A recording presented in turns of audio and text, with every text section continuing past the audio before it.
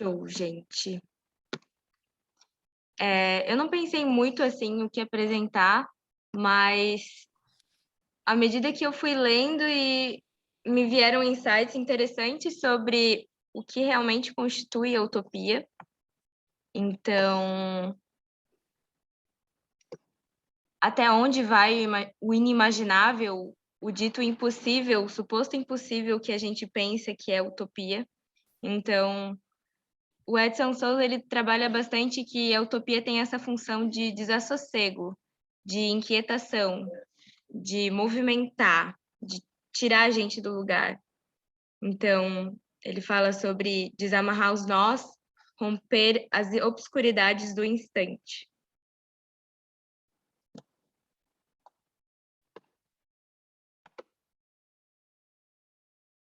Criar é abrir descontinuidades, então interrupções neste fluxo do mesmo.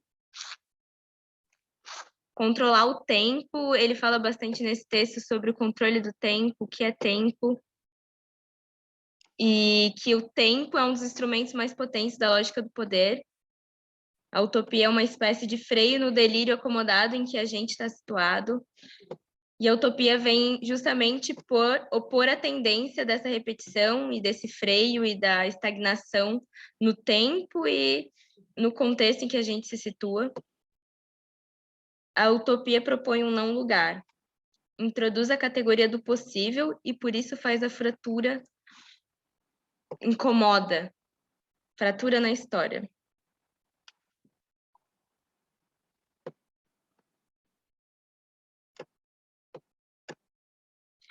Então, ultrapassar essa obscuridade do instante vivido, achei interessante que ele trouxe o Bloch, que a consciência utópica quer enxergar bem longe, mas no fundo, apenas para atravessar a escuridão bem próxima do instante que acabou de ser vivido, em que todo devia estar à deriva e oculto de si mesmo.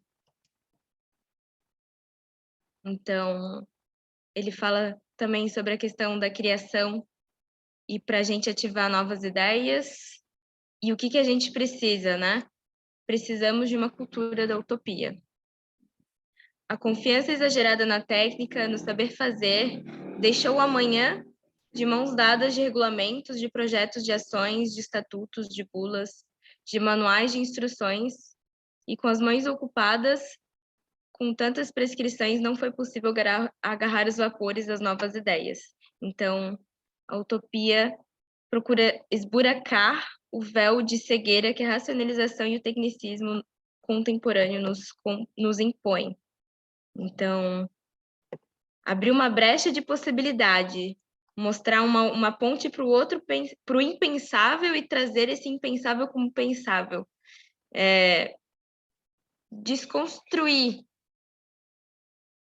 essa racionalização, o imperativo da norma, da técnica, da burocracia, do algo quadrado como é. Então, acho que a utopia ela vem também se moldar num círculo, né? Mostrar que tudo pode ser circular, tudo pode chegar e vir, não precisa tudo ser no mesmo instante, nos quadrados, nas pontas. Então, tem essa função de rotação do olhar como forma de redesenhar os espaços continuados pelos excessos do convicto de si mesmo e das categorias conceituais que só sabem olhar para si, ou como ele fala também, para os seus próprios umbigos. E a utopia nos convida a abrir outros caminhos possíveis ao pensamento para que não permaneçamos no mesmo lugar. Tem a importante função de resistir aos imperativos desse consenso que cada vez mais o laço social nos impõe. Então, como antes eu trouxe, desamarrar os nós. Então, acho que a utopia ela vem literalmente nisso de desamarrar e soltar esse fio, entender cada ponta, né? Entender cada parte desse fio. O que é esse laço social? O que nos impõe? Então, o pensamento, o conhecimento, o saber, vem muitas vezes legitimar a reclusão que a gente impõe diante do desconhecido. Então, para a gente se defender não precisa muito, basta insistir na lógica do ontem e assim confirmar que a continuidade dos princípios e funcionamentos legitima os adágios ontológicos de uma racionalidade insuflada pelas formas instituídas. Criar é abrir descontinuidades e interrupções no fluxo do mesmo. Então, entender a lógica de ontem, de hoje, para onde a gente vai, e entender o desconhecido, ou não entender, ou trabalhar com o desconhecido. E quanto à utopia e criação, não há revolta sem a alegria da invenção, sem entusiasmo de compartilhar com outro um sonho. Então, por isso, ele traz também o que o Walter Benjamin insiste, que a verdadeira catástrofe é que as coisas continuem como antes, que as coisas permaneçam continuadas, que fiquem sempre da mesma forma e paralisadas. Então, não se trata de materializar o que as narrativas utópicas propõem para a gente.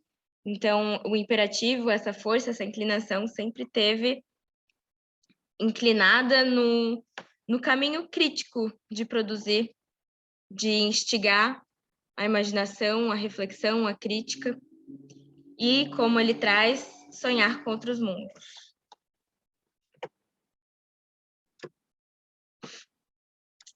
O moldável se paralisa. Uma das formas mais tirânicas do controle é instituir uma homogeneização das formas. Então, tal controle, para se sustentar, precisa buscar a legitimação em alguma racionalidade, em algum imperativo, em algo fixo. E o irreal. Ele também traz Lacan, mais para o final, que ele define o real na trilogia como imaginário, simbólico e real, e é o que nos coloca diante ou frente do limite do dizível, o inarrável, o imponderável. Então, é um desassossego do presente, enfim, transgride por fazer pensar, por contestar a norma, por contestar questões enraizadas. Então, achei interessante pensar a função vital, né? Pensar a essência da utopia não como uma única forma, né, de chegar já no pote de ouro, né, no pote de ouro do arco-íris, mas esse caminho de destrinchar as cores do arco-íris, de entender qual que é o processo e não o destino final. E é isso.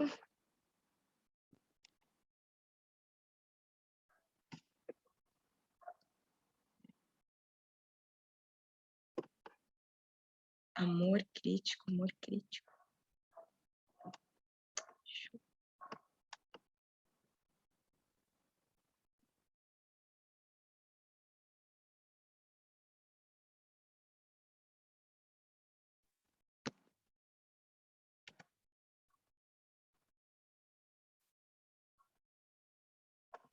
Muito bem, professora. Valeu, gente. Muito massa. Eu gosto do modo como ele sutilmente, nada sutilmente, na verdade, como ele bem claramente põe a utopia contra a normatividade, né?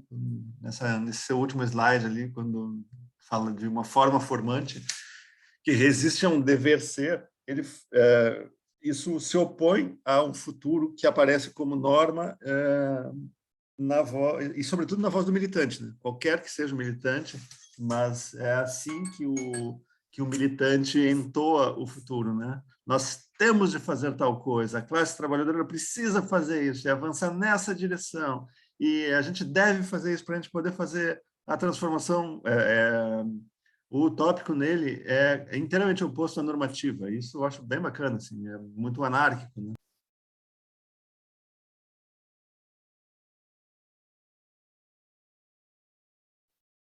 Sim.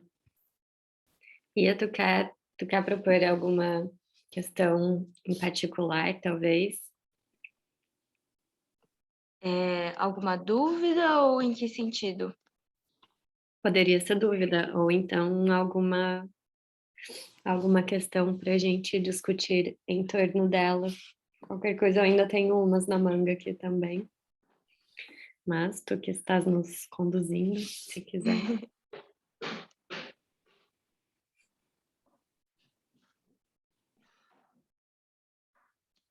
Olha,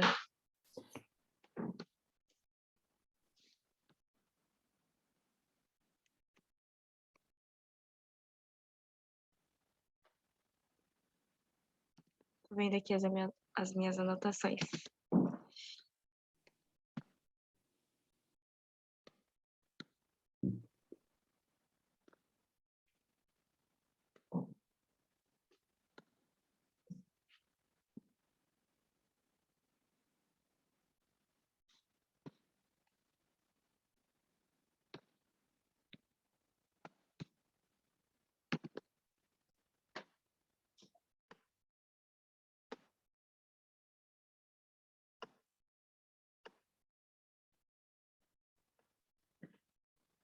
Acho que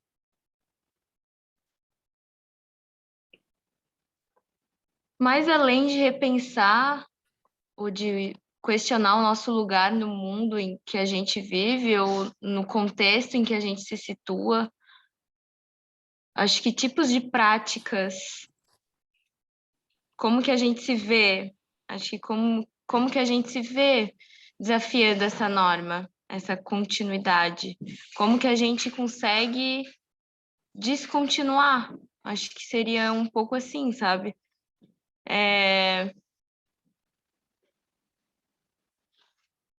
Começar a refletir. Acho que beleza. O armário coletivo é uma forma de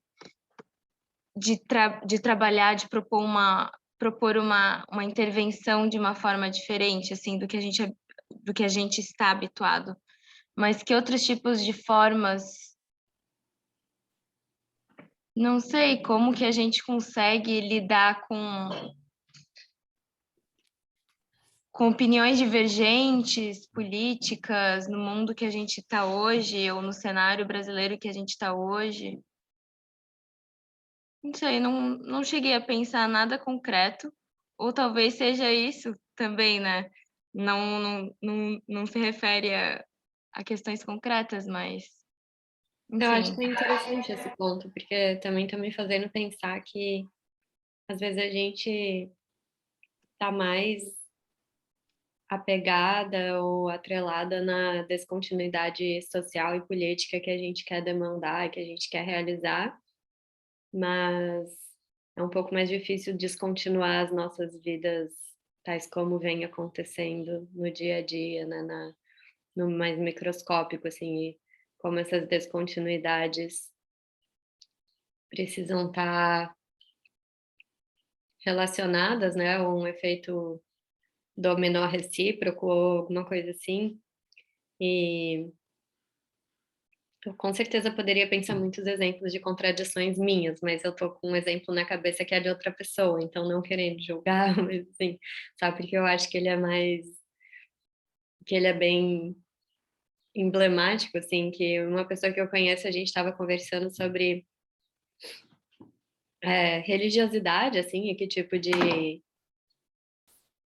deuses ou deusas ou não a gente sente que existem, e ela me falou que acredita, assim, na ideia de uma mãe terra, e essa mesma pessoa, produto da cultura dos Estados Unidos, produz uma quantidade de lixo impressionante, assim. E,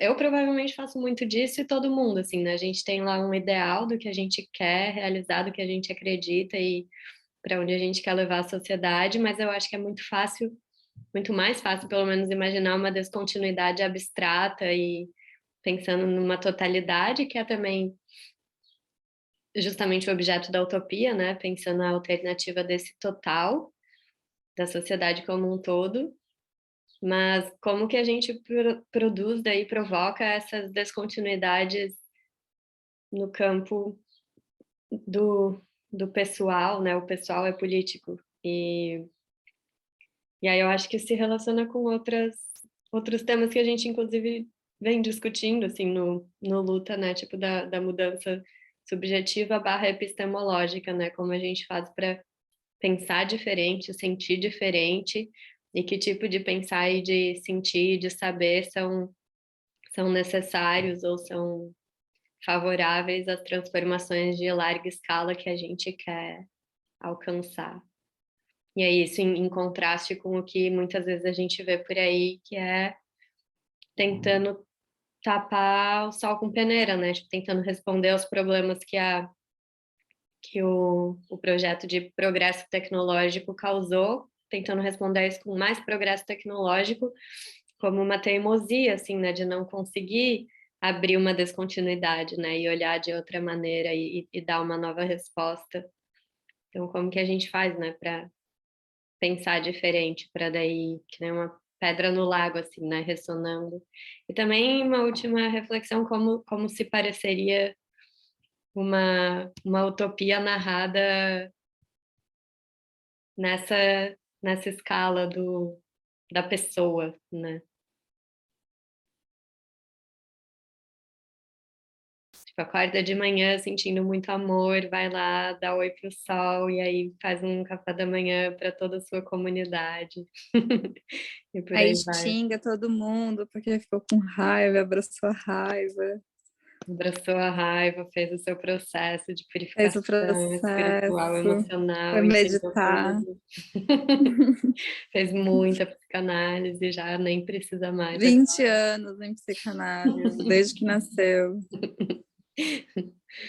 Filha do Freud. Isso tudo no café da manhã, né? Depois vende a força de trabalho. Isso. Não, estamos na utopia. Mas aí Então a gente troca a força de trabalho. isso. E aí cria uma colagem de muitos micros e inventa um sistema paralelo ao capitalismo, dentro do capitalismo. Não é incrível? Com toda uma estrutura produtiva paralela operando sob outra lógica, dois sistemas coexistindo. Um deles com, né, o sistema, né, tradicional de domínio e tudo, e outro um sistema alternativo vigindo em paralelo. Dá alguma coisa aí, uma imaginação delirante, pelo menos. Mas acho que o tópico é chave, né? Como é que você articula para que essa disposição para o micro possa subsistir, ela precisa encontrar interlocutores minimamente engajados, minimamente comprometidos, com pelo menos não castrar, né? Ou, enfim, dá para usar outro verbo no meu sentido, a iniciativa de mudança, né? Porque acho que o poder opera no nível micro, sobretudo, né? Tangendo, né? Circunscrevendo, determinando, sancionando. Para uma jovem rebelde, as sanções dos pais ou as sanções dos colegas de escola podem ser definitivas no sentido de articular de fechar a porta para o caminho de uma vida heterodoxa. Mas Um outro em modo termos de... Desculpa. Não, um outro modo de formular isso é que as sanções sociais, digamos, da vida individual, que incidem diretamente sobre a vida individual, são possivelmente são a operacionalização da opressão que o sistema produz. Quer dizer, o sistema se fortalece justamente porque a dinâmica de opressão é naturalizada dentro das pessoas e elas implementam isso uns sobre os outros na vida cotidiana. Eu estava pensando nessa questão da censura, porque tem a questão do sistema e como esse sistema, eu estou muito psicanalítica, mas como esse sistema se coloca na libido. Lendo Freud, meu vocabulário se limita a libido, luto e melancolia. Eita, desculpa que meu iPad deu um bug. Mas essa censura, ela se dá principalmente na nossa vontade, né? E nas nossas crenças também. Eu lembro muito daquela coisa de que pensar o fim do capitalismo não é mais difícil do que pensar o fim do mundo, né? E aí a questão de romper e censurar essa vontade de pensar outros horizontes imaginativos, ela se dá desde que você é criança, né? Tipo, as conformidades de para onde você direciona o seu desejo e os desejos que se vendem, né? Porque o liberalismo está aí dizendo que você pode ter tudo com esforço, né? E é algo que vende muito bem. E de que forma se colocaria um outro sistema que desse ao indivíduo a possibilidade de acreditar que ele pode ter em outro tipo de sistema que não tão competitivo, que não colocasse ele nessa mesma roda ao que ele foi criado, né? Porque tudo parte um pouco da vontade dos indivíduos e da percepção e, enfim, da coletividade tentar outras alternativas para o ganho, né? Porque a gente, como ser humano, a gente só quer ganhar coisas, inclusive nas nossas neuroses, assim. A gente tem as neuroses e mesmo que doa e que a gente sofra, a gente tem ganhos, né? E aí no capitalismo é a mesma coisa, a gente também tem ganhos. Não são ganhos ótimos, mas são ganhos ilusórios que ficam aí permeando a nossa psique, dizendo que a gente, na verdade, está que a gente está indo para algum lugar, a gente está saindo do ponto A indo para o ponto B, quando na verdade a gente nunca nem saiu do ponto A. Enfim. Será que as nossas crises cíclicas de saúde mental são associadas às crises cíclicas que o capitalismo traz e que alega serem naturais, porém não deveriam ser?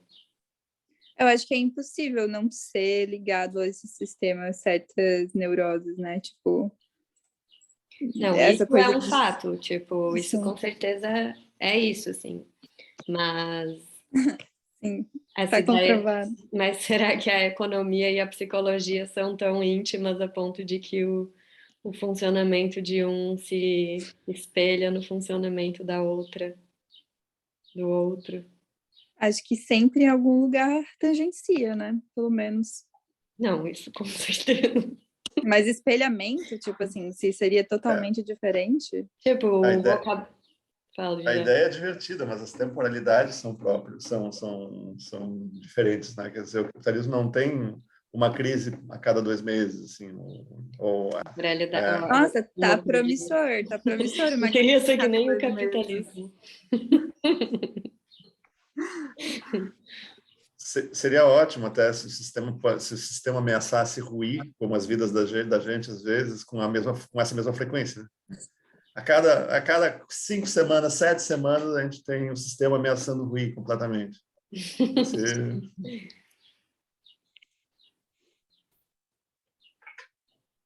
Eu achei otimista essa coisa de 5 meses ameaçando ruir, porque a gente, pelo menos assim, eu tenho crises em períodos muito mais curtos. Achei a vida dessa pessoa que tem crise de 5 em 5 meses extremamente saudável. Abençoada. Abençoada.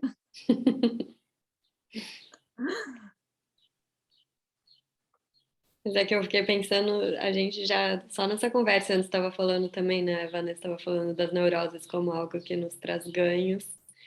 E aí tem, acho que mais elementos, assim, né? Da economia que a gente acaba usando o vocabulário, talvez a abordagem, assim, nas nossas vidas privadas, tipo, investir nas relações, ou até de uma forma quase mais explícita, o tal do networking, que é praticamente, né, os meus interesses aqui, o que eu posso ganhar, o que eu ganho, o que eu perco. E aí essa abordagem consumista do amor contemporâneo, que tem os Tinders da vida e é uma vitrine com várias mercadorias ali para você ver o que você gosta, o que você não gosta. Enfim, uma série de elementos assim da psique contemporânea que acho que realmente espelham um sistema econômico, né? Então, o que muda primeiro? Como é que a gente descontinua? Eu estava aqui pensando enquanto você estava falando em ganhos nas neuroses e tal, e uma das características do neurótico é que ele não quer perder, né? Nada. É por isso que ele não sabe escolher, por isso que ele fica indeciso e tal. E aí eu acho que tem muito a ver também com essa coisa do Tinder que você estava falando. Sei lá, hoje eu estava ouvindo um podcast sobre a transformação do sistema de casamento, de um sistema cultural para um sistema social, né? Em que você meio que já entra nos seus esquemas de relacionamento e casamento sabendo que vai acabar. Todo mundo sabe que alguma hora o risco de acabar é gigantesco e não existe mais essa coisa de vamos viver felizes para sempre, amém, e até que a morte nos separe. E muitas vezes essa lógica do consumismo dentro das relações afetivas é muito por aí, né? Tipo, ao mesmo tempo que você quer estar casada, você quer estar no mercado, né? E você vai lá e dá uma espiadinha no Tinder para ver o que ainda está acontecendo no mundo, se você ainda é desejada, e você vai num lugar, você percebe que o outro que está com você é desejado, e aí é muito esquisito. E eu não sei, eu acho que tem tudo a ver com o nosso sistema social, né? Isso, eu tava pensando que o neurótico também não quer perder nenhuma coisa nem outra, daí ele trai. E assim a vida segue.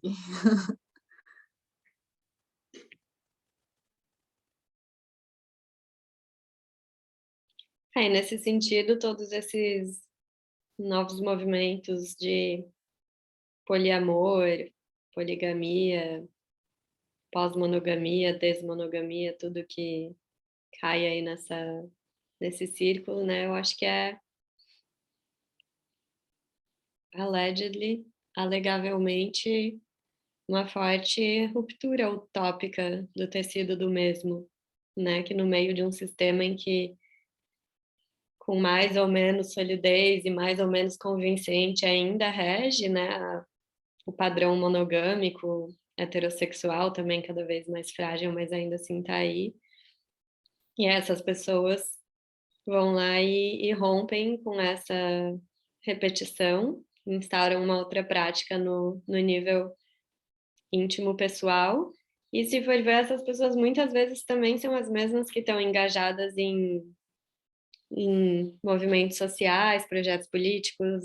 Anarquistas geralmente são queer, e as pessoas que estão nos movimentos sociais, uma grande porcentagem provavelmente, se for ver, é LGBT, etc. Então, dá para ver que tem uma certa continuação, uma continuidade nas descontinuidades, né, entre o pessoal e o político. Eu não Mas sei, eu eu não estou sei tentando fazer a se revolução, mas eu ainda estou muito apegada no modelo da Disney que venderam para minha vida. o complexo da Cinderela, né? Gente, eu só queria falar que eu transgredi ao conhecer meu namorado no Tinder. Eu Então, também conheci meu namorado no Tinder. Ah, Funciona? exato, Funciona? somos o ponto fora da curva em que o Tinder mostra só para pessoas saírem casualmente e... Mas Mas o capitalismo é isso, né? Ele é um sistema que é permanentemente sedutor. Ele né, captura, ele articula, ele traz isso tudo para a linguagem dele. Tudo vira mercadoria. Digamos, o mundo puro do relacionamento é profundamente alterado pela inclusão do aplicativo, né?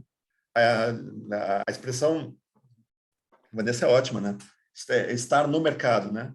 Eu quero estar estável, mas quero também estar no mercado. E é justamente isso. Quer dizer, é uma prateleira de mercado, um mercado afetivo, em que as trocas se dão de maneira muito diferente do que se davam no passado, muito mais objetivamente, entende? Há toda uma série de etapas anteriores que no passado precisariam ser vencidas presencialmente e que são ali atalhadas pelo mecanismo, né? Pela oferta, né? Pela dinâmica de oferta e procura. É exatamente isso, a dinâmica de oferta e procura. O sistema está ali dentro propriamente. É uma alocação alocação de investimentos na bolsa dos afetos, né? Coloca Isso, ali um investimento de longo prazo, baixo risco, para ir rendendo lá para o futuro, e aí aqui tem os de alto risco, curto prazo. eu nunca, tem inclusive uma valoração, né? Eu nunca entrei ali, mas acho que tem, não tem um sistema de valoração, de dar estrelinha para as pessoas? Acho que não, credo, espero que Não? não. Que era uma coisa Eu, meio Uber. eu acho. Ah, eu acho que não. Mas eu sei que tem opção de você pagar pelo aplicativo, que daí eu já acho too much, assim, too much. Mas que daí, quando você paga, você tem o benefício de ver quem que deu o like em você. E tem alguns outros recursos que você tem esse privilégio no Tinder. Ver quem que curtiu você e dar um desmatch também, fazer coisas assim. Mas dá para você comprar o que o Jax está falando, eu acho que é o super like lá, que dá para você comprar, tipo, Ah, o super like. mais super likes. E aí tu pode dar super likes em várias pessoas. Tipo, eu curti muito essa pessoa. Muito, muito.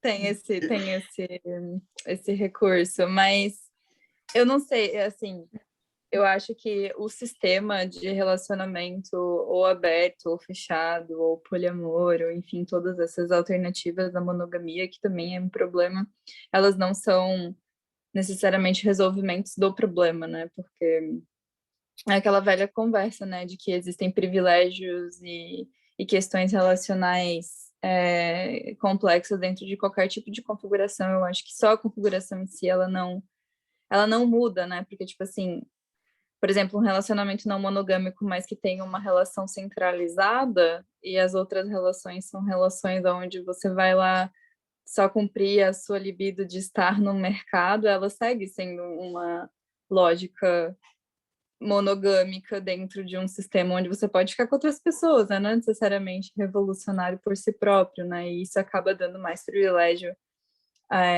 aos homens que têm relações mais frutíferas, porque as mulheres, né, estão sempre correndo riscos maiores de se relacionar, enfim, né? Eu acho que tem questões dentro disso que também não são revolucionárias por si só, mas talvez sejam mais revolucionárias do que uma lógica aprisionada de relação, concordo? Isso pensando que a relação é uma prisão, né? Tipo, que ela pode se tornar uma prisão, né? Interessante que a gente caiu nessa análise meio que sem ligar direto com o texto, mas o Edson é psicanalista, né? E aí eu estava olhando, e talvez isso a título de nos conduzir na direção de um encerramento.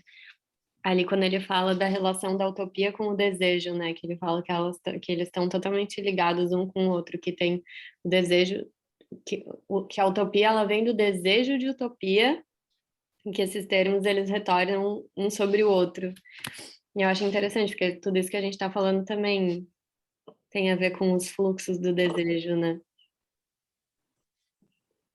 E essas novas formas de se relacionar, como também um desejo de utopia, né? Um desejo de romper com a estrutura posta, se ver de um jeito que a gente viva melhor. Que? A dinâmica, a coisa da ruptura é sempre um desejo também, né? Porque acho que o jogo do sistema é sempre um jogo de capturar o que a gente quer que seja ruptura, né? Então, é captura e ruptura, né? Tem comportamentos que querem ser de ruptura e o sistema reage com movimentos de captura. Isso vale para milhares de coisas, inclusive para a vida íntima. Então, é curioso pensar um pouco no outro sentido também, né? De o quanto na ordem de você apostar na liberdade micro, assim, na intervenção micro, você apostar em pequenas unidades que podem ter uma forma tradicional, a estrutura monogâmica tradicional, e existirem e viverem de outra maneira. Serem, né? Algo que não se espera de uma estrutura como essa, de uma estrutura convencional como essa. Ou seja, você você transforma o monogâmico, que em princípio seria algo que você está querendo combater, por dentro dele. É isso. Faz dele uma outra coisa. Uhum. Sim, a lógica do ciúme, da posse, que são essas heranças capitalistas para dentro da nossa forma de se relacionar, né? Eu estava aqui pensando no Tinder ainda, gente, desculpa, eu fiquei presa no Tinder. Mas eu estava assistindo alguém falar sobre isso, né? De que o Tinder ele é feito para não funcionar. Porque, bom, e aí eu e a El, a gente somos exceções, mas é um aplicativo que ganha dinheiro com o tempo que você fica nele. Então, é muito mais lógico para o aplicativo ele te dar não matches, assim, né? Ele te oferecer produtos que não correspondem à sua real necessidade, né? E favorecer essa troca, né? E aí eu achei bem interessante essa percepção de o Tinder é feito para não funcionar, porque se ele não funciona, você volta a ele, né? Você recorre. Eu não sei se vocês assistiram o documentário na Netflix chamado Golpista do Tinder. Ai, Noah, meu Deus. Sim, você assistiu? Sim, sim, ele é israelense, inclusive, né? Sim. Inclusive, Noah, você tem que assistir, porque é muito bom, assim, é o complexo da Cinderela introjetado na nossa mente, usado milimetricamente para nos falir, assim, é muito interessante assistir e pensar como que isso se dá na nossa vida, né? Quantos golpistas do Tinder, entre aspas, a gente conheceu, ou vai conhecer, ou quer conhecer, inclusive, numa esperança, né? E volto para... Que não seja golpista, que seja o príncipe do Tinder. Que vai te levar para um... É muito bom, porque o cara leva elas para um jatinho particular e não sei o quê. E todo um romance na venda do produto dele. Muito, muito bom o marketing. Marketing muito bem feito. Gente, eu vou ter que sair em breve. Vamos para um momento de procedimentos. Hoje é dia 2 e a nossa próxima reunião seria então no dia 9? Então, eu não estarei nas próximas 3 semanas. Eu preciso avisar vocês que do dia 20, precisava ter olhado na minha agenda melhor, mas do dia 20 até, se não me engano, dia 8, eu vou estar numa viagem onde eu vou trabalhar todas as quintas-feiras. E aí eu acho que eu não vou poder estar presente no final ali do mês de junho, início do mês de julho, que vai dar umas 2 ou 3 reuniões. Porque eu não vou conseguir mesmo, senão eu faria até no carro e tal, mas na quinta-feira eu vou fazer o gerenciamento de uma tour, de uma artista, e aí quinta, sexta, sábado e domingo pauleira de show, então eu não vou conseguir estar no celular. Na moça, gerente de tour. Escuta, a gente pode talvez fazer reuniões quinzenais, mas essa tua ausência, Noah e Vanessa, isso mexe um pouco na nossa escala, né? A Yael vai comandar o time no próximo período? Eu já tô comandando, sim. Tá, muito bem. Então vamos fazer Então duas... eu seria na próxima, né? Se eu não me engano. Depois da Yael. Mas são ciclos de 2 reuniões, né? Não, então, eu seria a próxima enfim, você entendeu. Sem ser a nossa próxima reunião, a outra. Eu seria a Daqui a próxima 2 reuniões. pessoa. É isso que eu quis Isso. dizer. Isso. A gente poderia talvez Mas reunir aí seria dia 30. Então, basicamente, a gente reuniria 16h30 e você reassumiria em 7 ou 14, dependendo do que acontecer depois dali. Eu estou sugerindo que a gente pule semana que vem, porque Noah não estará. Eu também estou com um problema de agenda na semana que vem. Então, sugiro pular. Acho que nós devemos, ao longo amanhã, talvez, ver com Fernanda como está o trabalho de comunicação dela, para a gente pensar o tema da preparação da instalação do armário lá. A Paula me respondeu dizendo que está dentro, pode cooperar conosco nessa direção. Então, quando nós tivermos reuniões operacionais sobre o armário, a gente pode chamá-la. Mas tem uma comunicação prévia que envolve disseminar a cultura do compartilhamento no CFH. Isso é uma coisa bem boa. Entra num momento bem legal que a gente está discutindo o tema do compartilhamento com os departamentos todos. É muito interessante enfrentar a resistência, porque todo mundo quer ter sua sala própria para não usar. Desde a pandemia, eu vou todo dia para a universidade. Várias vezes eu vou para o meu antigo escritório para trabalhar, não fico lá na direção. E nenhum colega meu trabalha mais em escritório, nenhum. Aquilo que era já raro antes da pandemia, agora se tornou raríssimo, sim, ter um professor que fica em seu escritório na universidade. Então, o cara virou tendência, o cara vai para a universidade, dá aula e volta para casa e fica trabalhando de casa, sem conexão com a universidade, com aquela enormidade de espaço da universidade fechado, porque é a sala do professor para aquele que ele nunca vai lá. É um tipo de bizarrice assim, que eu não consigo entender, tendo um monte de estudante querendo ter lugar para fechar e tal. Então, discutir cultura do compartilhamento era o passo que estava previsto no planejamento da Fernanda, aí temos de ver com ela como é que está avançando isso, para a gente poder fazer esse movimento e preparar o grupo que vai trabalhar com o armário no próximo período. Além disso, nós acho que está na hora da gente avançar mais rapidamente no curso, né, que tem a ver com a bolsa da EAEL, que é o curso presencial que a gente pretende fazer, precisaremos ter uma ideia de quando ele será, e o modo como a gente vai conceber o curso presencial para a gente fazer uma nova versão do curso online no segundo semestre. Então, o tempo está passando um pouco, a gente precisa, acho que, ser mais objetivo em relação a esses dois temas, o compartilhamento e o curso. Tá, então, na nossa próxima reunião seria daqui a 2 semanas, seria, então, exatamente no dia 16 de junho. Eu estava vendo, dia 16 é feriado, Corpus Christi. Ah, verdade. É o calendário rápido. Então, a gente Mas é um empecilho a gente se reunir no feriado? Tu nem vai estar, né? Dia vai 16 estar eu vou ainda, estar. sim. Bom, eu deixo a quem vai estar. Minha opinião pessoal é que feriados é para não fazer nada. Mas... Deixa eu pensar.